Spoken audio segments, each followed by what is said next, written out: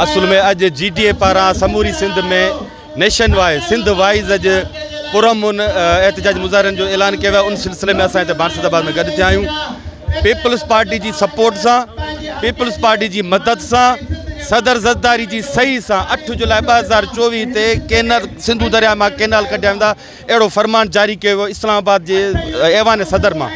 हाणे peoples party चए थी जॾहिं समूरी सिंध पाण मुरादो उथी आहे, समूरी सिंध दरिया के बचाइण जे लाइ निकितो आहे, उन में शागिर्द हारी सियासी जमायतूं वेंदे जेके फ़क़ीर आहिनि उहे बि निकिता आहिनि त भई सिंधु ते दाड़ो नामंज़ूर। इन प्रेशर में अची करे पीपल्स पार्टी टोपी ड्रामो करे काल सिंध असेंबली में इहा करारदाद आंदी त असांखे इहे कैनाल न खपनि, सिंधु दरिया ते कैनाल नामंज़ूर आहिनि। असां इन करारदाद खे फ्रॉड सम्झूं था।